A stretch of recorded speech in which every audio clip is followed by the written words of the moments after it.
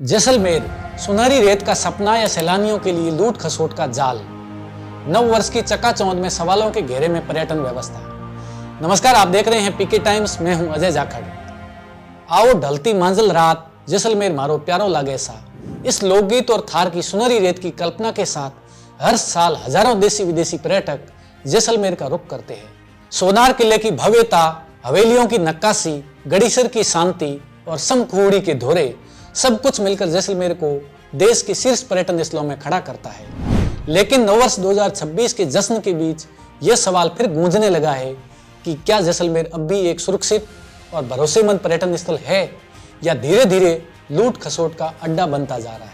नव वर्ष के अवसर पर बाड़मेर जैसलमेर बालोतरा से सांसद उमेदाराम बेनीवाल ने देशवासियों और पर्यटकों को शुभकामनाएं देते हुए जैसलमेर पहुंचे मेहमानों का स्वागत किया। साथ ही उन्होंने पर्यटकों से शराब पीकर वाहन न चलाने, सावधानी और संयम से उत्सव मनाने की अपील की। सांसद ने स्थानीय प्रशासन को भी स्पष्ट संदेश दिया कि बाहर से आए मेहमानों के साथ किसी भी प्रकार की बदसलूकी, अनावश्यक वसूली या उत्पीड़न बर्दाश्त नहीं किया जाए और ऐसे मामलों में तत्काल सख्त कार्रवाई सुनिश्चित की जाए। उन्होंने अतिथि देवो भव की परंपरा को बनाए रखने पर विशेष जोर दिया। यह संदेश ऐसे समय में आया है जब जैसलमेर के पर्यटन स्थलों, खासकर सम के दौरों को लेकर लगातार गंभीर आरोप सामने आ रहे हैं। कुछ समय पहले गुजरात से आए पर्यटकों ने स्थानीय गाइडों और तथाकथित लपकों द्वारा परेशान करने और लूट खसोट के आरोप लगाए थे, जिनका वीडियो सोशल मीडिया पर खूब वायरल हुआ। अब नव वर्ष 2026 के दौरान एक युवती का वीडियो सामने आया है जिसने पूरे पर्यटन तंत्र पर सवाल खड़े कर दिए हैं। युवती का आरोप है कि होटल में रूम दिलाने के नाम पर उससे ठगी की गई।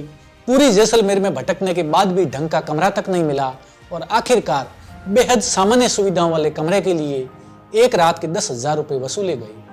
वीडियो में उसने यहां तक कह दिया कि नए साल का जश्न कहीं भी मनाया जाए, लेकिन जैसलमेर नहीं आना चाहिए। फाइनली गाइज, 3 घंटे की कड़ी मेहनत के बाद हमें रूम मिल ही गया। अभी आप रूम की हालत देखो और उसका रेंट सुनो। ये रूम शुरू होने से पहले खत्म हो रहा है। तुम लोगों ने रूम तो देखा है, अब तुम्हें क्या लगता है कि कितने का होगा, क्या रेंट हो सकता है इसका? ये हमें रूम 10,000 का पड़ा है। सोचो क्या आफत आ रही है जैसलमेर में। मैं तो एडवाइस करूंगी कि यहाँ जैसलमेर में भाई मत ही आओ। इन आरोपों ने स्थानीय लोगों की एक अलग दलील को भी सामने ला दिया है। उनका कहना है कि जैसलमेर जैसे सीमावर्ती और संसाधन विहीन क्षेत्र में पर्यटन ही आजीविका का सबसे बड़ा साधन है। साल में कुछ ही महीनों में पर्यटकों की भीड़ आती है और उसी दौरान कमाई का मौका मिलता है।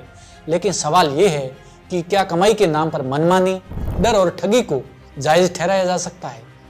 पर्यटकों के अनुभव बताते हैं कि जैसे ही बारी नंबर की गाड़ी शहर में प्रवेश करती है, वैसे ही स्वयंभू गाइडों और दलालों की भीड़ टूट पड़ती है। न किसी के पास अधिकृत पहचान, न बातचीत का सलीका। डेजर्ट सफारी के नाम पर कोई तय दूरी नहीं है और न ही तय कीमत। ऊंट सफारी, जीप सफारी, कैंपिंग, सब कुछ मनमर्जी से चल रहा है। कैंपिंग टेंट्स के नाम पर कोई मानक तय नहीं है, अधिकतम किराया तय नहीं है। होटल पीक सीजन में कई गुना दरें वसूलते हैं, मानो सुविधा देने के लिए नहीं बल्कि पर्यटकों की मजबूरी को भुनाने के लिए बने हो। सबसे चिंताजनक आरोप यह है कि बारी गाड़ियां कहां तक जाएगी, कहां रुकेगी, यह निर्णय प्रशासन नहीं बल्कि स्थानीय लफंगों की टीमें तय करती है। रोज सोशल मीडिया पर वीडियो सामने आते हैं, शिकायतें होती है, लेकिन न व्यवस्था सुधरती है और न ही प्रशासन की प्रभावी मौजूदगी दिखाई देती है। ऐसे में सवाल उठना स्वाभाविक है कि जिला प्रशासन और पर्यटन विभाग की भूमिका आखिर कहां है। यह भी सच्चाई है कि जैसलमेर अपने ऐतिहासिक और सांस्कृतिक वैभव के कारण देश विदेश में प्रसिद्ध है। सोनार किला दुनिया के दुर्लभ लिविंग फोर्ट्स में से एक है। पटुओं की हवेली, सलीम सिंह की हवेली, बड़ा बाग, गड़ीसर तालाब, जैन मंदिर, कुलधरा गांव और थार का मरुस्थल, ये सभी जैसलमेर को खास बनाते हैं। लोक संगीत, ऊंट सफारी और रेगिस्तानी संस्कृति पर्यटकों को बार बार यहाँ आने के लिए आकर्षित करती है। लेकिन विशेषज्ञों का मानना है कि समस्या पर्यटन की नहीं बल्कि अव्यवस्थित व्यवस्था और नियंत्रण की कमी की है। यदि गाइडों का पंजीकरण हो, रेट लिस्ट सार्वजनिक हो, होटल कैंपिंग के न्यूनतम अधिकतम शुल्क तय हो और शिकायत निवारण तंत्र सक्रिय हो, तो जैसलमेर फिर से भरोसेमंद पर्यटन स्थल बन सकता है।